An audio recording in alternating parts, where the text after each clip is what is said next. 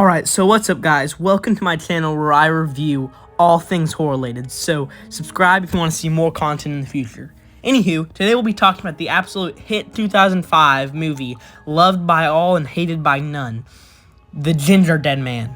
P.S. If Full Moon Studios would like to send me the Ginger Dead Man DVD box set, that would be super epic sauce. But anyway, this is a cult classic I could deem with 3 movies, one being half of an Evil Bong movie and half of a Ginger Dead Man movie. So that's 4, basically, in the franchise that I will most likely be covering later on, because, you know, this one was a blast. But enough of that said, let's get on to this movie. Anyways, the movie immediately begins with a guy holding a bakery hostage and shooting a man after he tries to stand up to them. One of the hostages also tries to negotiate with him, but still gets killed. And, like, hilariously, because that happens immediately. Another guy tries raising him and also gets murked. So, like, this guy already gives us 3 kills before the title card even starts. He also starts talking to this random woman that's going to soon be our main character. And speaking of the title card, this title card, for being a crappy low-budget horror movie, is pretty great. I like it a lot. And so it begins with the girl from the hostage scenario, and she's the daughter and sister of 2 of the guys that died, is working in the most sweatshop-like bakery I've ever witnessed in my life. And she wishes her dead brother a happy birthday from the sky, because it's his birthday, yeah.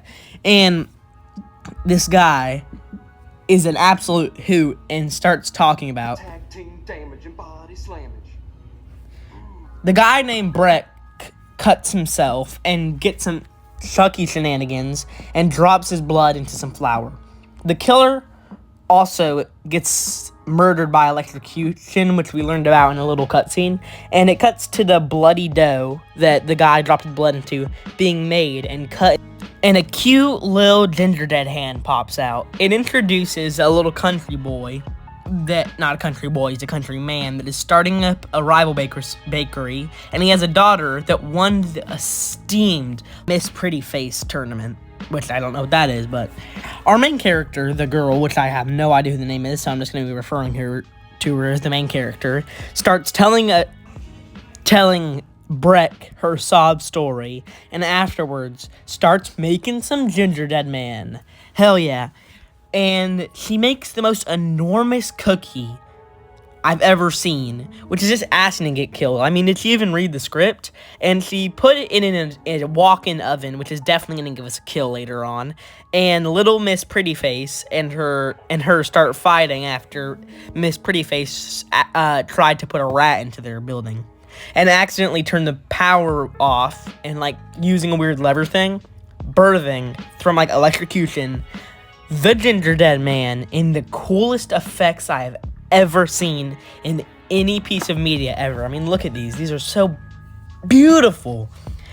So this guy walked in and, being an absolute doofus, opened up the walk-in kennel, and he saw the Ginger Dead Man in it before, so just being an absolute goober, and he pops out and starts saying some classic quips remembered for the ages. Whatever it is, I think you overcooked it.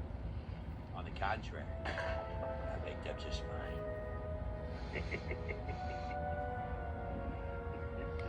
What the hell is that? Well, it sure ain't the Pillsbury fucking dope boy. Our team of Pretty Face, main character, and Guy, which I don't know his name, I don't know any of these people's names other than Breck, start making a plan to capture and sell off the Ginger Dead Man, because he's like Sasquatch or something. It cuts to an old alcoholic she's a girl, but woman, as she doesn't believe Ginger Dead Man is real because she's a crazy alcoholic. And he proves her wrong by, after she gets a little bit too close, snapping off her finger with a knife, not snapping. But then the Ginger Dead Man reveals he's the murderer from the beginning, but still doesn't kill her, as a random girl appears to check on the old woman as she has her, finger cut off, and then gets stabbed in the back by the one, the only Ginger Dead Man in his first kill, like 40 minutes into the movie. Well, as the Ginger Dead Man. Then the Ginger Dead Man turns off the power to start hunting our trio, but they're up to the challenge and more than ready to kill that guy. Then our main character and the guy stand around flirting for like 5 minutes, and it's unbearable, and then finally turning the goddamn generator on, making me want to rip my eyes out of my sockets. Our Ginger Dead Man finally gets another kill, in a really cool run-over scene by killing their rival cowboy guy. They enter a freezer and see a snow cone of a woman with 2 gumdrops replacing her nipples. I mean, that really just sets the precedent of how cheesy this movie is. But that's like the only bakery-themed kills.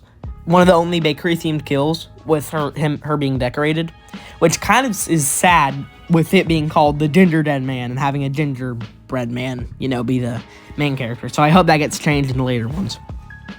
Prettyface sees her dead dad that got ran over and doesn't even shed a tear as it cuts back to our 2 lovebirds. And another extended flirting scene as they finally kiss, and it then cuts to Ginger Dead Man slashing up Prettyface's face.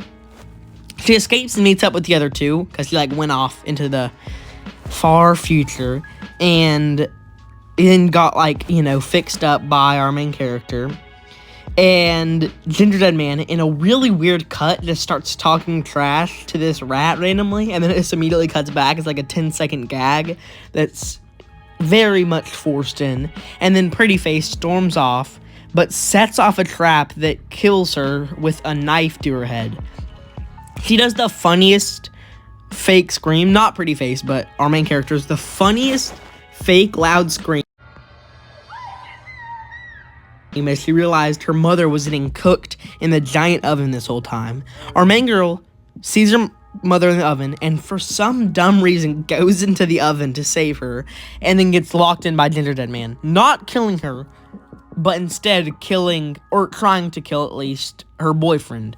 She then escapes and sees her boyfriend was bashed in the head, but the guy from the beginning, named Breck, appears as Ginger Dead Man, starts a random gunfight, but missing all of them.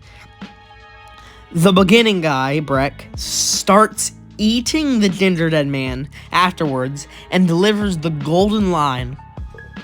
Got milk? She goes back to see Breck as he becomes a Ginger Dead Man, Breck hybrid, and licks her really weirdly. So the boyfriend and Breck get into a kerfuffle and they shove him in the furnace and put an end to our favorite doughy boy. For now. The movie's end with everything being all in well in the bakery as the mom, which somehow survived the freaking fiery furnace, sells some little boys secretly baby Ginger Dead Man. So now let's get into the review. This movie sucks. 10 out of 10.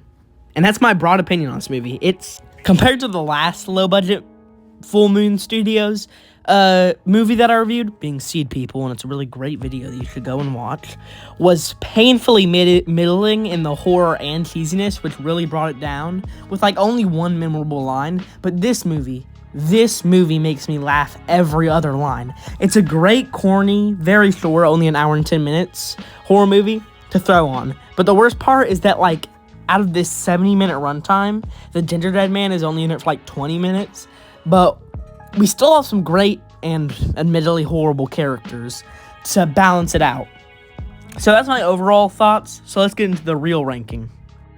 Alright, so for my first couple videos, I'm going to be explaining this. This is my scoreboard. And for the acting, it's just how good was the acting. For the plot, how creative, scary, memorable was the plot. For cheesiness, it can be swapped out for horror or for cheesiness to because I don't want to compare something like Midsummer to Killer Clowns from Outer Space.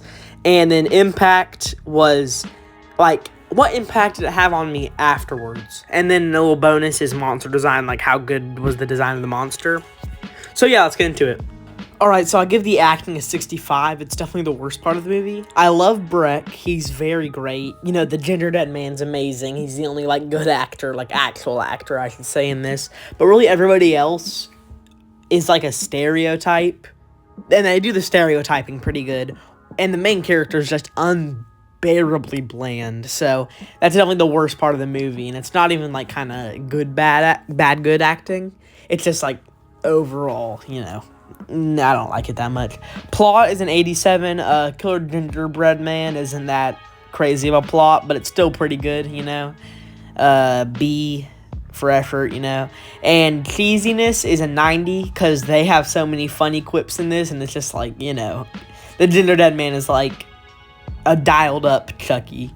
Or I'd say it's actually equal to Chucky because Chucky's pretty corny too. And Impact is a 97. I just love everything about this like whole franchise, even though I haven't seen it yet. And it's like just so strong. I want to like, you know, indulge myself in as much of this media as possible. Like I want to get like they have these little action figures, and I want to get one. It's like just very, very amazing, especially with the monster design. The monster design is an 100. And if it could go past 100, I would. This is one of my favorite design things of all time. I mean, like, he's just, like, perfect in every way. It's just, like, so cheesy. Like, it can't even be scary if you really, like, look at it enough. But overall, this movie's 80. The positives and the negatives kind of just, like, coincide with each other, giving it a pretty good overall ranking. And I highly suggest it for any cheesy horror connoisseurs. But yeah, thank you for watching the video, and I'll see you in the next one.